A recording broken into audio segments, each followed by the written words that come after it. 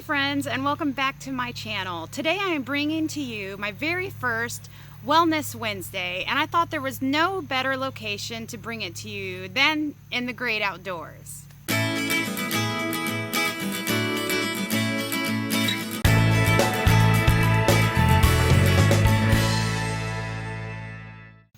Welcome to my first Wellness Wednesday. Join me on a wellness journey.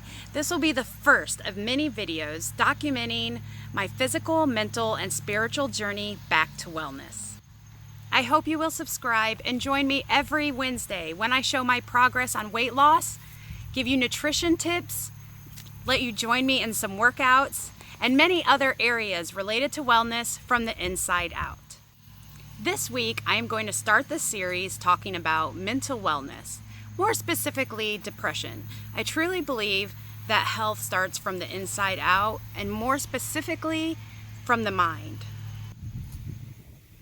I definitely had some things that triggered my depression over the past year.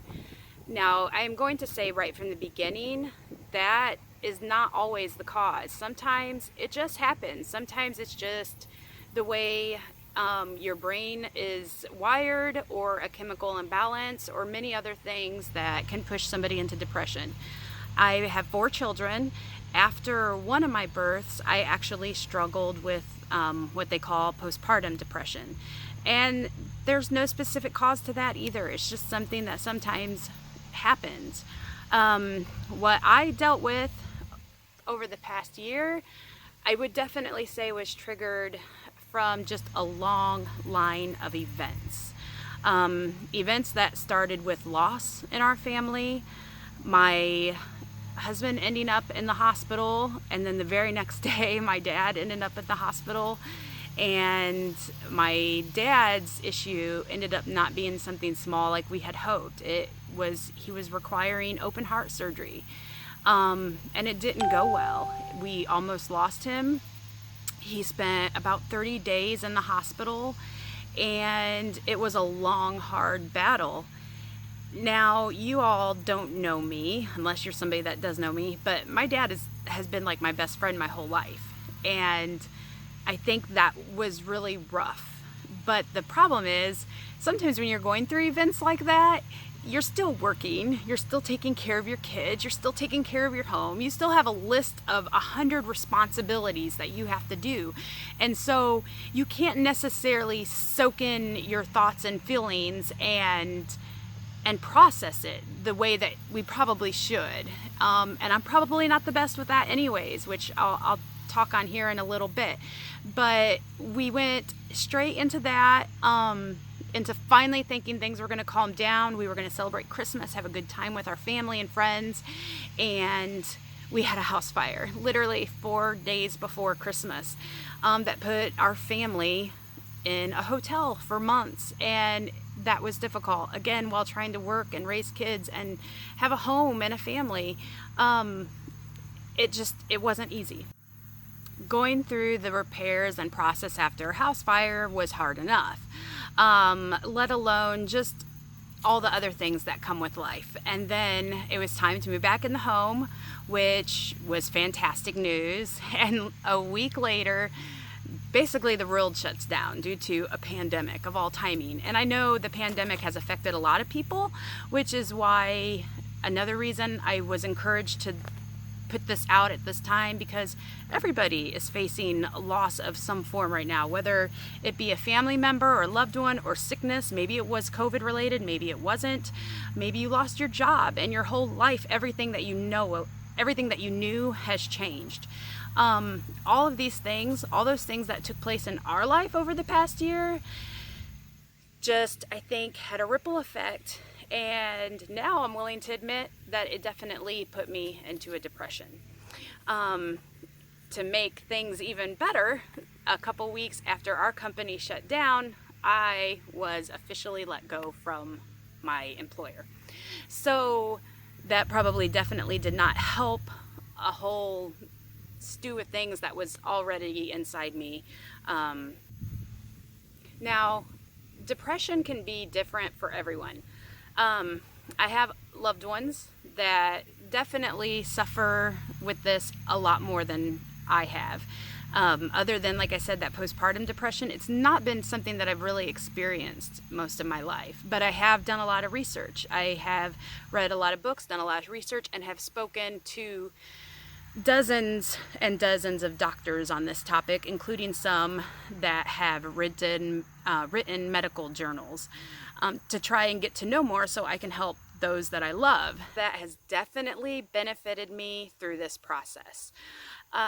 Depression can be different for everyone. For some people, it may be sadness and just crying a lot. For some people, it may be absolutely no desire to do anything, to function as a normal human being.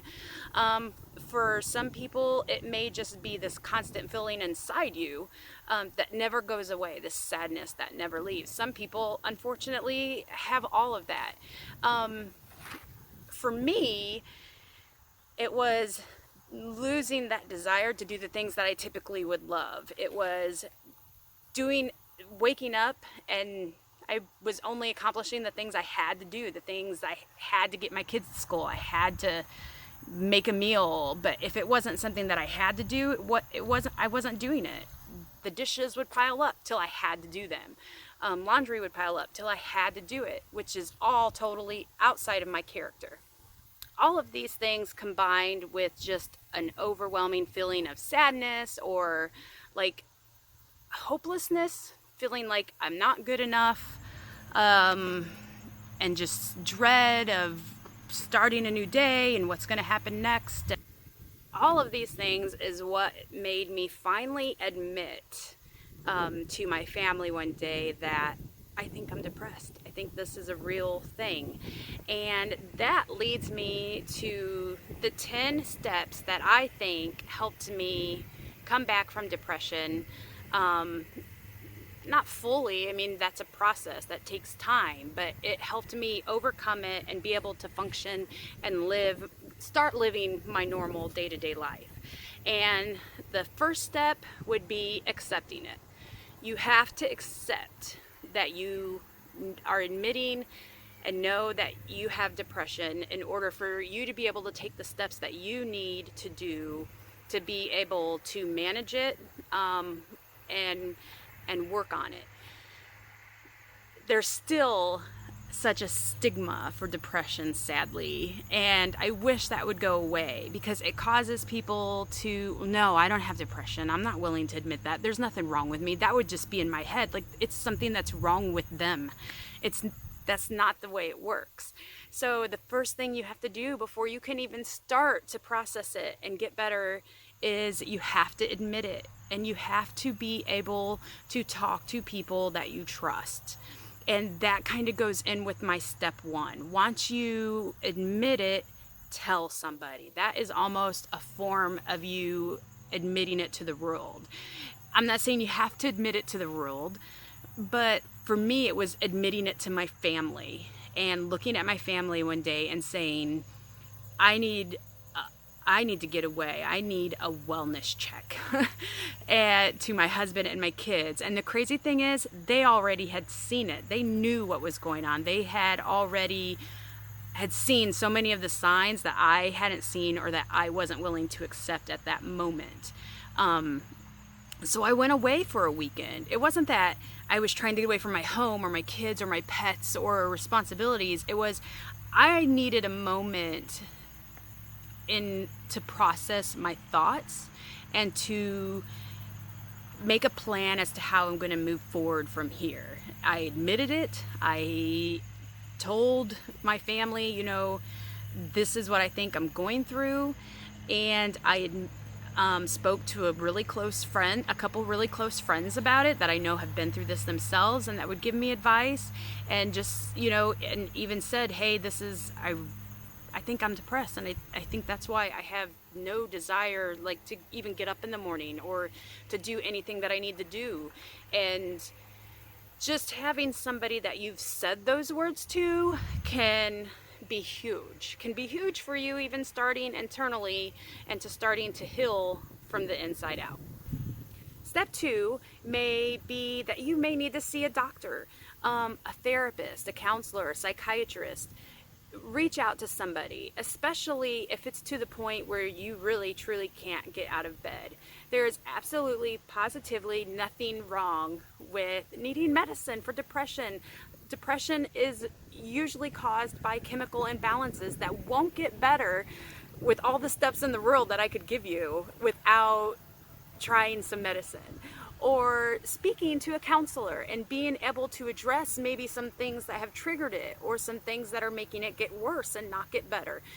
There is not anything wrong with you because you need to speak with somebody. There's not something wrong with you because you're bringing this up to a doctor. If anything, that speaks volume for you, and that you are wanting to take care of yourself. You're wanting to get better. You're not wanting to feel that way. Step 3 for me was accepting that right now, small tasks can be great achievements. I actually had a psychologist tell somebody else that I know that sometimes you need to be proud of yourself for getting out of bed. And there's nothing wrong with that. That's okay. But find that small task every day that you are proud of yourself over.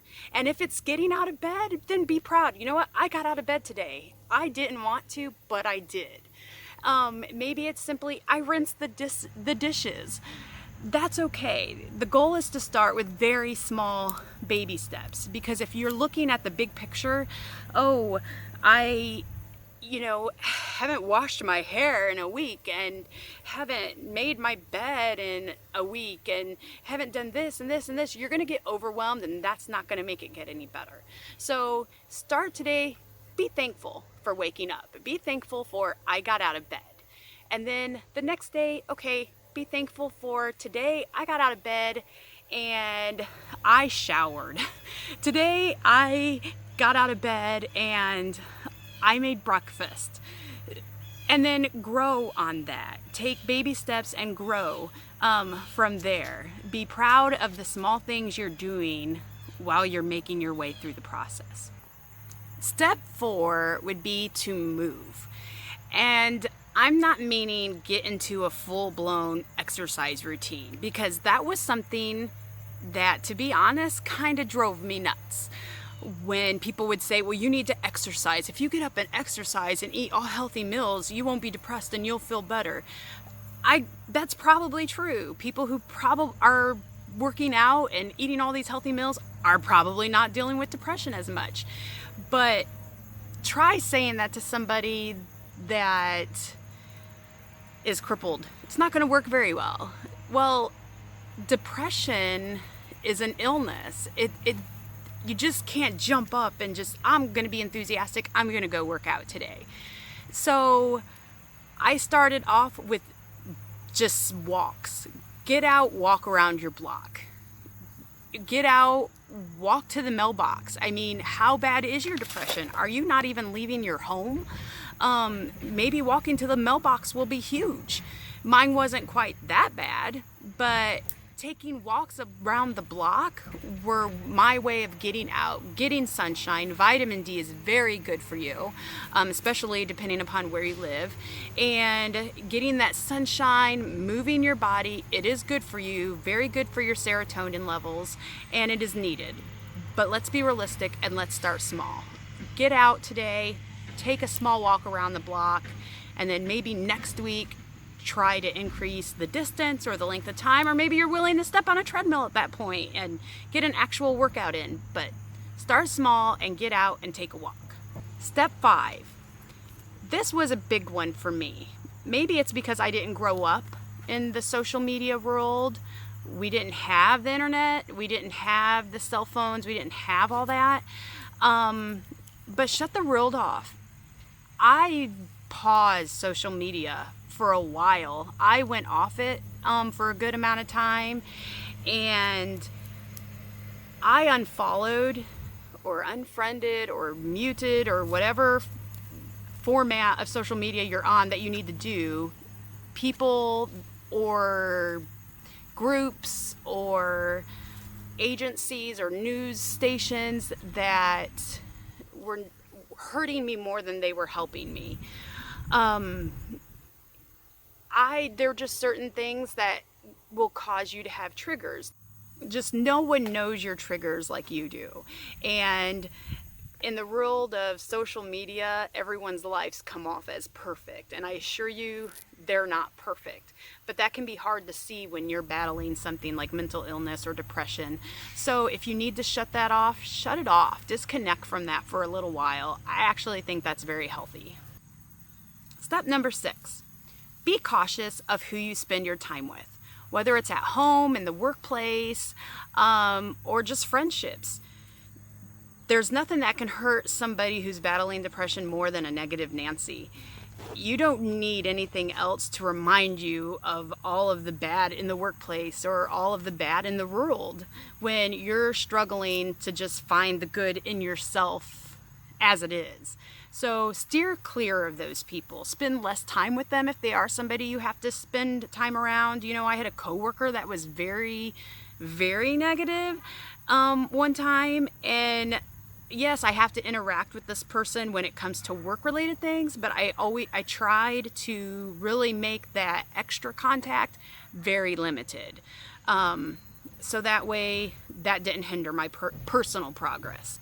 Step number 7, do something special for yourself today. Now, depending upon where you're at, that something special may just be getting dressed and not staying in your pajamas all day or your sweatpants. But if you're not that bad, then do something special. Especially if you're a parent, or even if you're not a parent, if you have loved ones or your job is very consuming, especially if you're a first responder or you're in the medical world. We tend to give and give and give and give, but we never take a moment to breathe and really do anything for ourselves.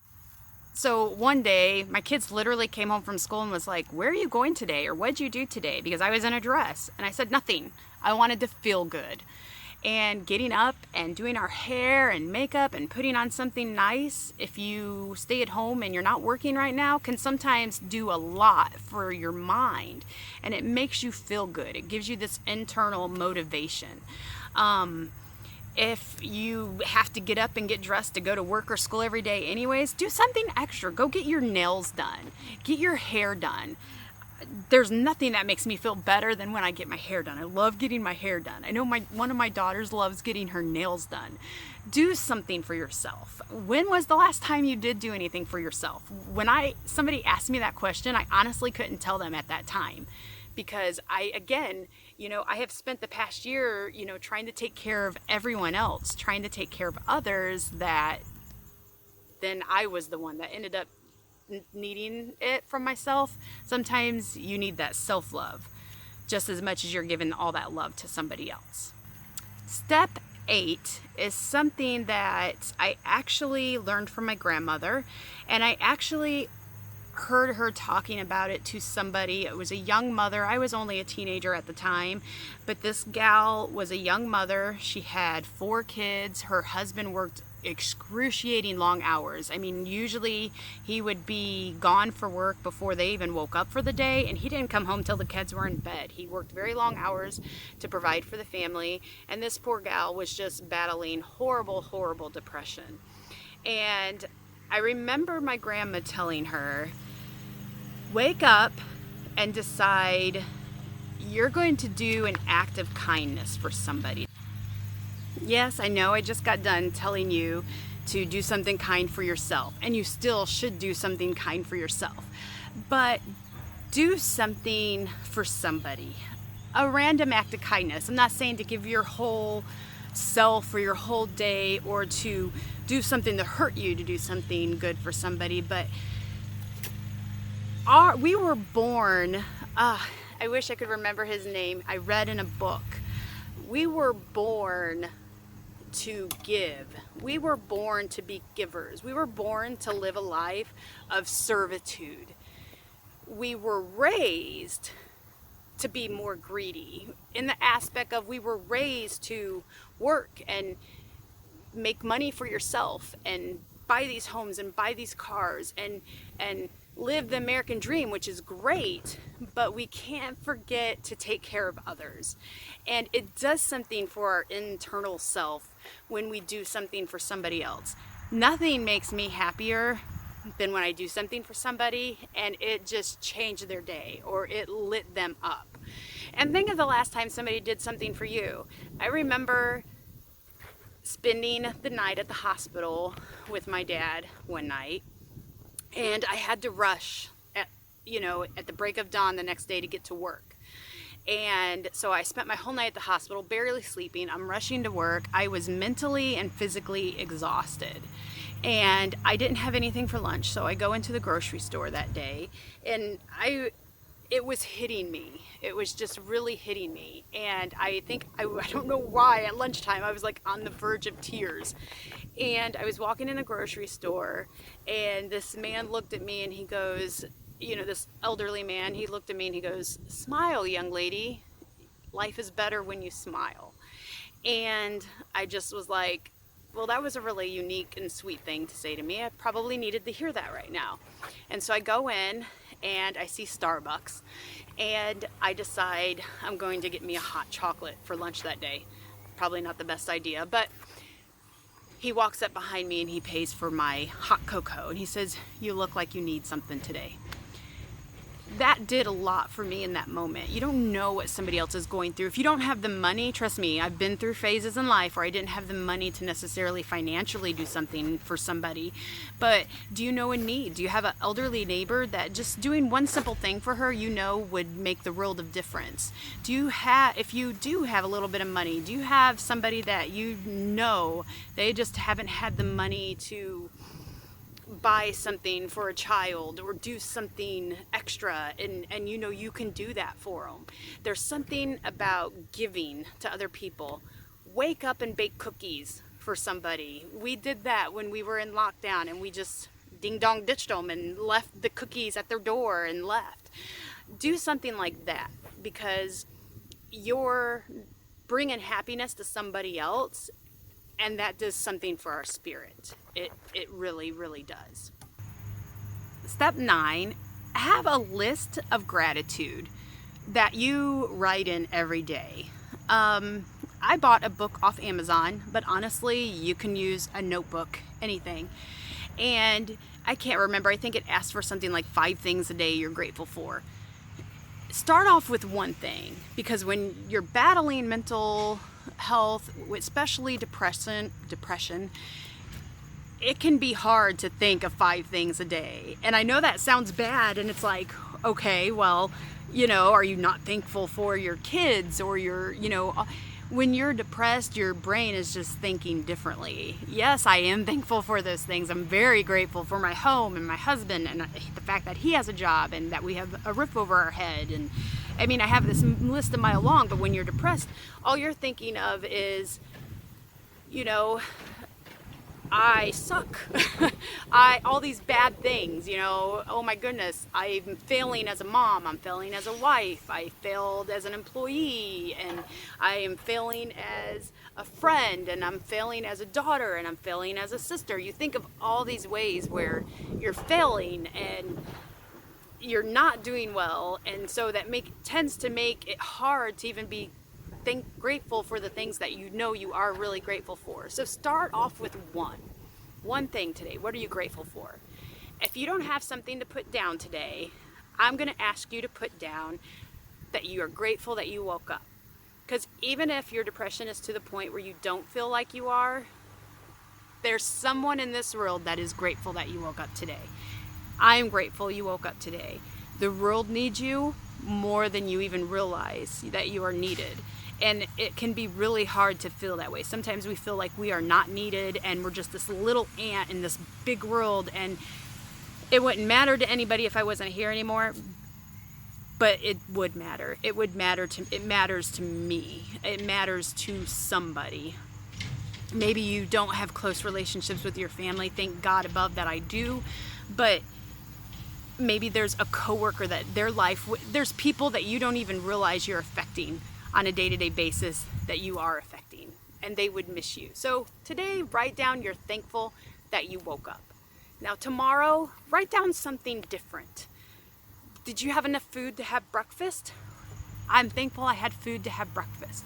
Force those lists to get started. And eventually, all of a sudden one day you're going to be like, how do I only write one? I need to write two. And then all of a sudden, how do I only write two things? I want to write three.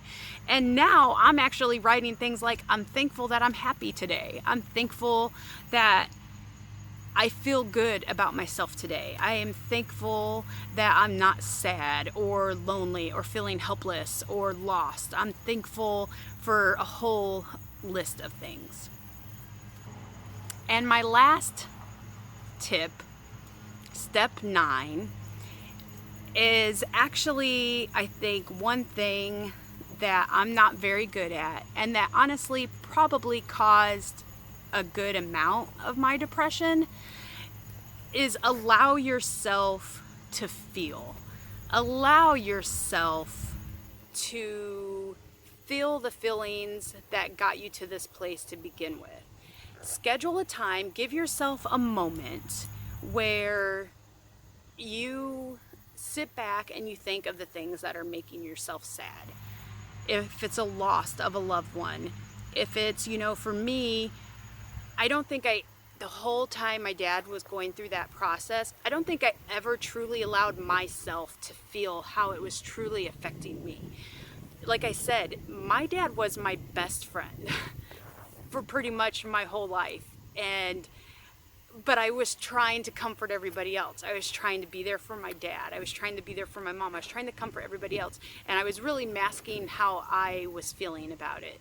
So, almost a year later now, I just really fully gave myself the time to sit and cry one day and to let myself feel the sadness of nearly losing him, feel the sadness of how his life has changed because, he lost a lot of his vision and he is not 100% back to normal after this.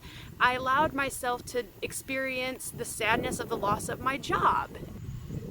I'm not very good at expressing my own feelings or talking to others about my feelings. I've always been good at bottling things up, but I've never been very good at taking care of myself as much as I am taking care of others.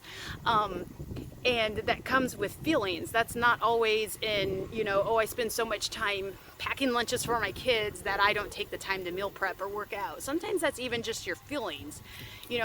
I would let anybody come to me and talk to me about how they're feeling, and I would try to be there for them and give them advice, but sometimes I don't even talk to myself about how I'm feeling. So take the time to let yourself feel. Let yourself feel the disappointment you have from something that has happened recently. Let yourself feel sadness from a loss. Let yourself feel all these things that you're feeling that maybe caused the depression to begin with.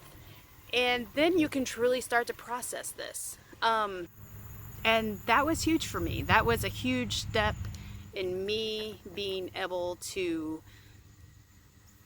move forward and start to rebound from that horrible slump that I was in, if that's what you want to call it. I don't even know the right term to use. It did a lot for me. So set yourself a time. Instead of feeling that sadness and loneliness and depression all day and it affecting your whole day, tell yourself right now you're going to schedule a time where you're going to sit and you're going to journal. Maybe you're going to pray, maybe you're going to meditate or do some yoga or whatever you need to do to process it. You're going to think about those feelings. Whatever it is that's making you feel that way, that's going to be your time. That's going to be your time when you think about, okay, I'm just so sad from this loss, or I am so sad and so depressed over whatever it is that's causing you to feel that way. And allow yourself that moment and then pray. Well, like I said, whatever you want to do in that moment, pray about it, meditate over it. Journal about it. Do something to accept your thoughts and your feelings so that way you can start to handle how you need to move forward, because once you go through those processes, then you can say, okay, this is what I need to move forward. You know, for me, it was, okay, a lot of this stuff is done. It was a tough 2019 that led to a tough 2020.